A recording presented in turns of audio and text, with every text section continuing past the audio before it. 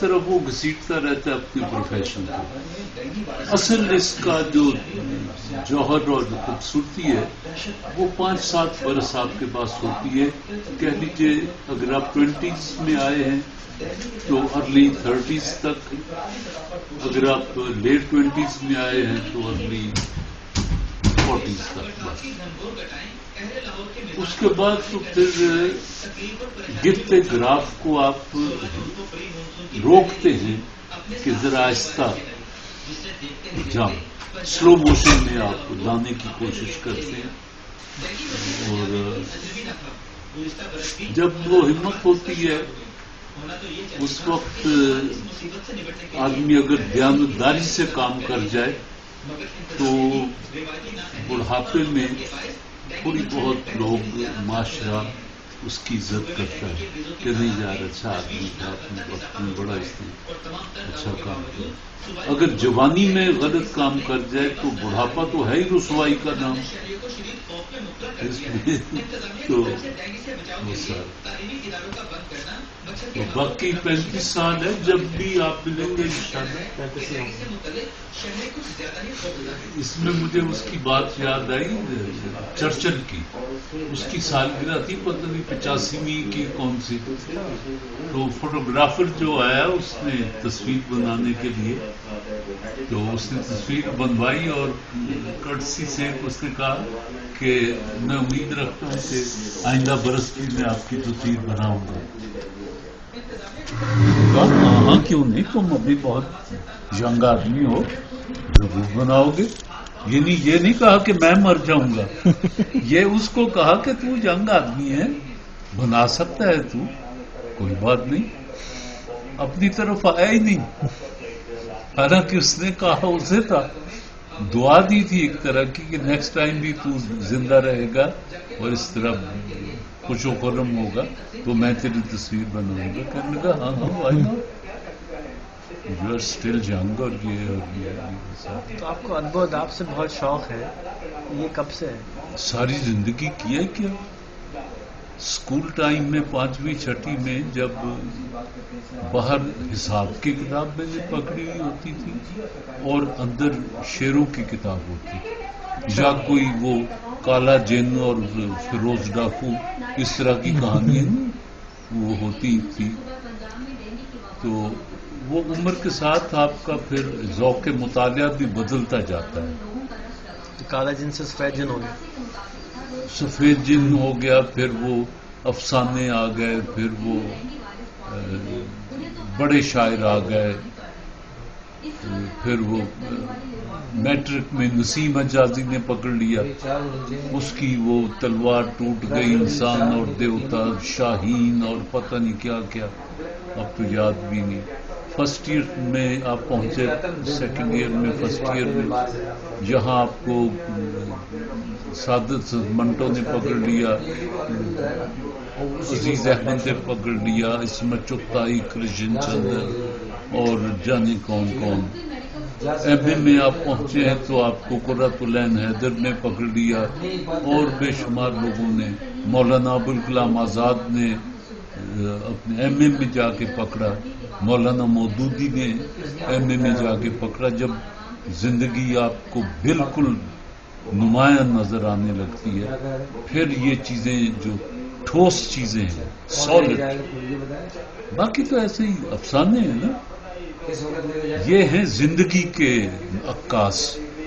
ابوالکلام آزاد ہوا، مولوی مودودی ہوا، اور ندوی صاحب ہوئے، شبلی نعمانی ہوا، اور الفاروق والے ہوئے. مجھے افسوس یہ ہوتا ہے کہ میں نے بہت سا وقت ضائع کر دیا. اب جب وہ میری لائبریری میں وہ کتابیں ہوتی میں انہیں پڑھتا ہوں تو صبح کا پڑھا شام کو بھول جاتا ہے. اور ایک وقت ہوتا ہے عمر کا، یعنی 6ٹھی جماعت کا سنا ہوا شعر یا بیت بازی کی ہوئی کلاس میں ماسٹر کروا دیتا تھا، تو اس وقت کے وہ بڑے چھوٹے چھوٹے شعر آج بھی یاد ہیں، اور کل پڑھوں اور آج بھولا بیٹھا ہوں، کیونکہ دماغ ان چیزوں کو واش آؤٹ کر دیتا ہے نا. لاشعور آپ کا سب کانشیس، اور نئے دکھ اتار لیتا ہے کہ اب اس کو کام میں لا رہا ہے، مجھے نہیں کام میں لا رہا ہے۔ جب بہت عرصہ کام میں آپ نہیں لاتے تو سب کانشیس خود بخود انہیں صاف کر دیتا ہے، کمپیوٹر کے جس طرح انگلی ماری اور سب کچھ صاف ہو گیا۔ تو یہ بھی کمپیوٹر جہاں ہے اس کو جیسے بھی آپ استعمال کرتے جائیں۔ اور ٹی وی میں کیسے آپ کا داخلہ ہوا ہے اور کیسے انٹروڈیوس کرایا آپ نے ٹیلی ویژن؟ ٹی وی میں جی لاہور میں کوئی 15-20 لڑکے لڑکیاں بڑے خوش شکل خوش لباس، میں ریڈیو میں اناؤنسر تھا، صبح کی میری ڈیوٹی تھی اور رات کو میں اسی طرح سویا ہوا، صبح اٹھ کے بس منہ دھویا، نہ شیو کی نہ کچھ، کپڑے وپڑے کو ایسے تھے ہی نہیں، یعنی 5 روپے روز تو ملتے تھے مجھے، تو اس میں کب کی بات ہے؟ 58 کی بات، 5 روپے تو بہت سارے ہو جاتے، بہت سارے کا بس ٹھیک تھا، یعنی وہ اللہ نے اچھا کیا کہ اس وقت مجھے پیسہ نہیں دیا، میں بہت خراب آدمی ہو جاتا۔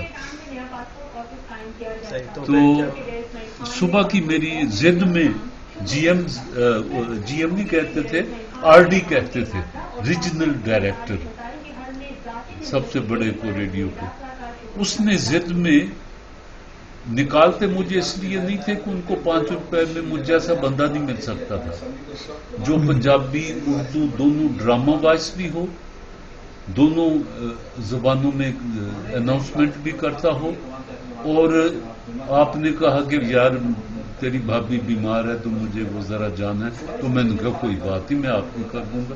میں صبح کو آ کے ناشتہ، چونکہ ادھار ملتا تھا کینٹین سے، ناشتہ کرتا تھا اور بیٹھا رہتا تھا، جس کا جی چاہے وہ ڈیوٹی کروا لیتا تھا۔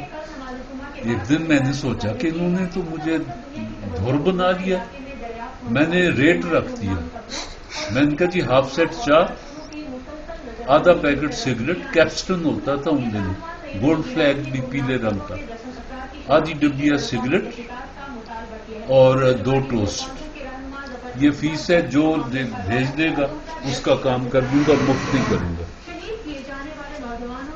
پھر یہ ہونے لگ گیا کہ ایک ٹرے آ رہی ہے اور وہ چپڑاسی کہہ رہا ہے کہ جی ہمدانی صاحب نے سلام بھیجا ہے، میں کہ جی بسم اللہ وعلیکم السلام، رکھے جہاں، سگریٹ جیب میں رکھے، چائے پی، ناشتہ کیا، یہ وہ سارا۔